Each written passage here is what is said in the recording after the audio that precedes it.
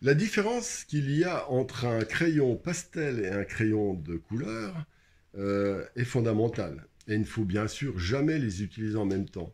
Parce qu'il y en a un qui est gras, qui a tendance à être plus gras en tout cas, le crayon de couleur, alors que le crayon pastel, lui, est plus sec. Je parle du pastel sec, bien entendu. Alors, on va évacuer le crayon de couleur. On va dire que ce sont des pigments. Toujours les pigments, il y en a partout. Peinture à l'huile, pastel sec, pastel, etc. Aquarelle, tous c'est les mêmes pigments. Sauf que c'est les liants et les supports qu'on appelle les charges qui font la différence. Ainsi, dans le crayon de couleur, la charge, c'est de l'huile et ou de la cire, alors que dans le pastel sec, la charge c'est du calcaire ou du plâtre. Euh, il y a donc les pigments et un élément collant qui est la gomme arabique. Donc ça va donner quelque chose d'assez sec. Alors en fait, tout le problème est de trouver les crayons qui soient avec les plus belles couleurs, qui déposent bien sur le papier, mais en même temps qui ne cassent pas, donc il y a quand même une certaine solidité. Et donc c'est ce dosage entre le calcaire ou le plâtre, la colle et les pigments qui est le secret de chaque marque. Bien sûr, ils ont en plus des petites astuces, des petits ajouts, des trucs que je ne connais pas, bien sûr, qui fait la différence. Et donc, on peut dire quand même, si je dois parler des différents crayons de pastel, ceux qui sont de qualité raisonnable, à peu près chez toutes les marques connues. Évitez simplement la grande distribution qui va donner des marques qui sont d'une qualité médiocre souvent, pour des raisons évidemment, pour s'aligner, pour répondre à des prix très bas, il faut la qualité tendre à baisser. Donc, si vous achetez des marques, en général, vous n'aurez pas de problème.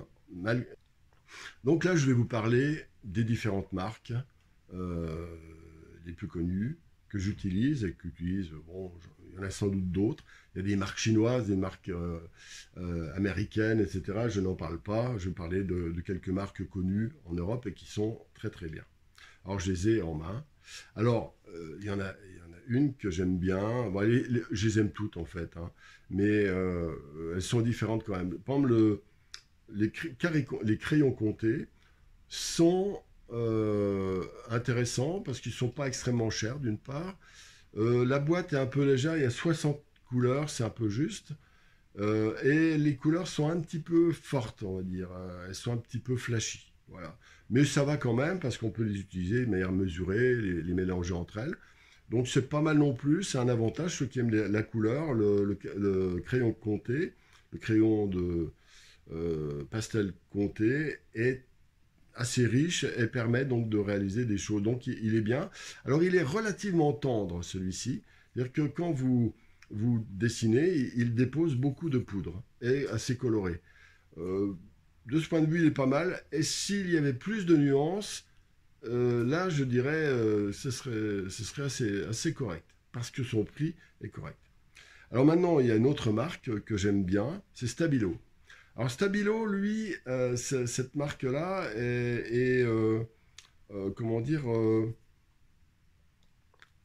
les mines sont relativement tendres aussi, un tout petit peu moins que le comté. Il y a beaucoup de, enfin, il y a des couleurs un peu plus, je crois, c'est 70, des couleurs assez fines. Je les aime bien.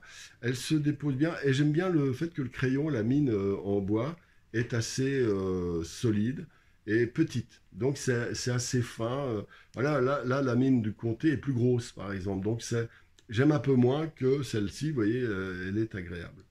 Donc le Stabilo est une marque très correcte, mais il y a quelques couleurs qui sont trop dures et que j'aime pas. Mais enfin, on va dire globalement, c'est aussi une très bonne marque.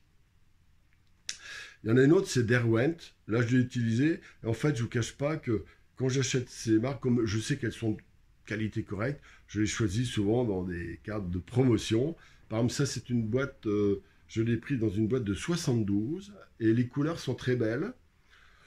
La qualité est correcte, mais c'est vrai que les couleurs sont un tout petit peu plus fades et la mine est un petit peu plus dure. Donc ça donne des rendus moins denses au niveau couleur.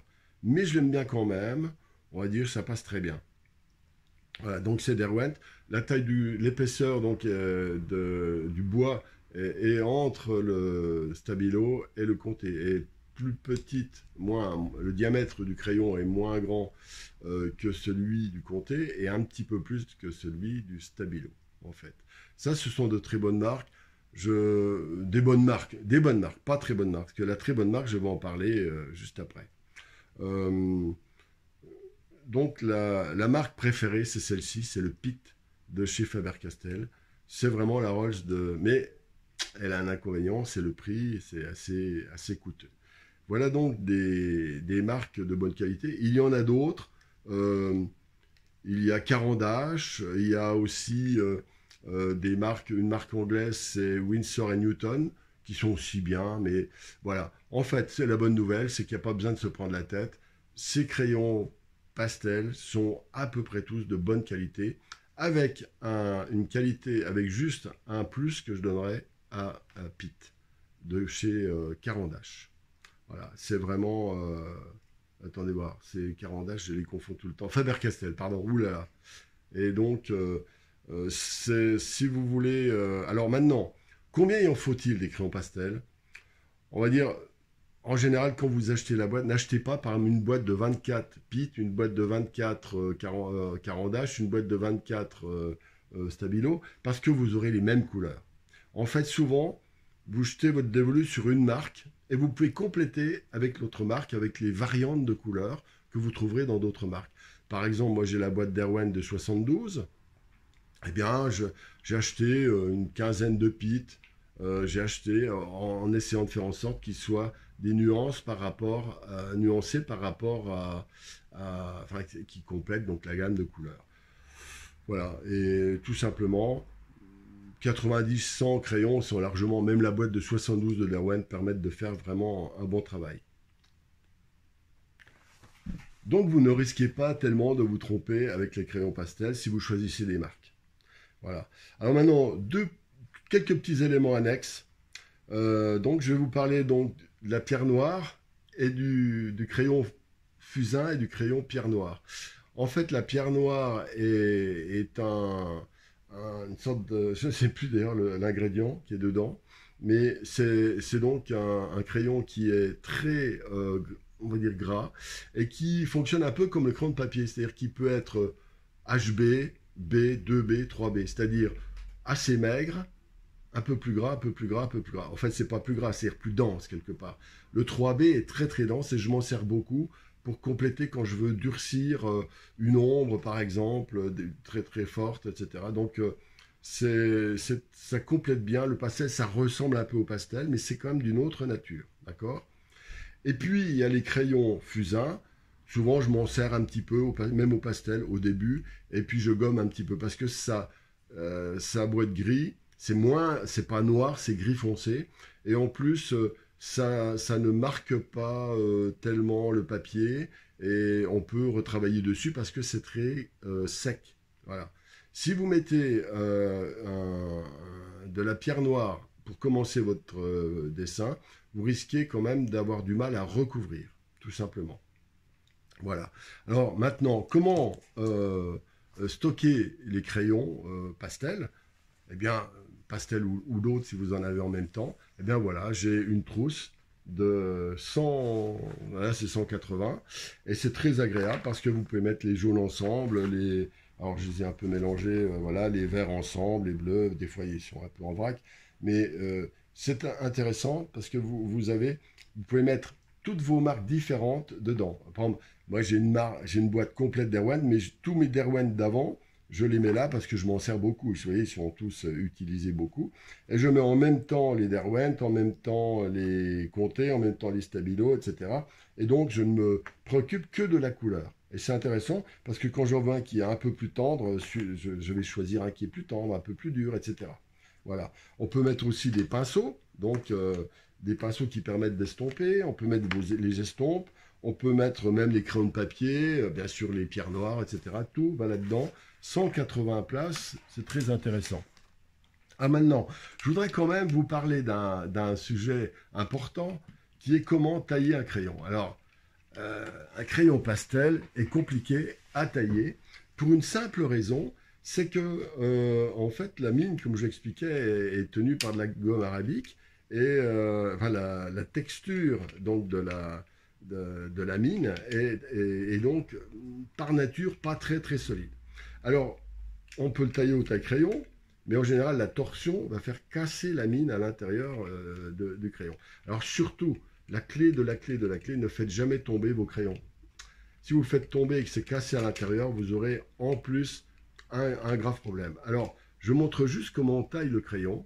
C'est-à-dire que vous appuyez, voilà, vous mettez votre... Prenez d'abord un cutter avec une mine, avec une lame quasiment neuve. Ensuite, vous coupez comme ça, donc, et vous poussez, vous voyez, je pousse avec le pouce. C'est ce qui s'appelle pousser. Voilà, et donc, et je taille comme ça, tout simplement. Alors, le pouce, c'est très important parce que ça permet d'appuyer fortement et régulièrement, ce qui évite la saccade. Parce que si vous faites une saccade, par exemple, si je fais comme ça va pour un crayon de papier. Mais sur une mine fragile comme ça, vous avez 9 chances sur 10 de la casser. Donc, en fait, et même là, c'est jamais garanti, des fois ça casse, hein, voilà. Donc, vous faites ça comme ça. Vous enlevez d'abord la partie bois, vous l'ouvrez pas mal, quoi, on va dire. Moi, je laisse souvent des mines assez longues quand même. Ça permet de les tailler en pointe. Et aussi de créer des irrégularités sur lesquelles vous pourrez surfer. Par exemple, des zones, il va y avoir parfois, là, comme là, une pointe. Là, c'est un peu plus rond. Et vous pouvez jouer en tournant. Des fois, vous utilisez la pointe. Des fois, vous utilisez la partie ronde. Voilà, tout simplement. Et donc, cette technique est toute simple. Il existe des tailles-crayons sophistiquées, spécialisées. Mais moi, je ne les utilise pas. J'utilise la bonne vieille méthode ancienne, donc du cutter. Et voilà. Voilà ce que j'avais à dire sur les crayons pastel.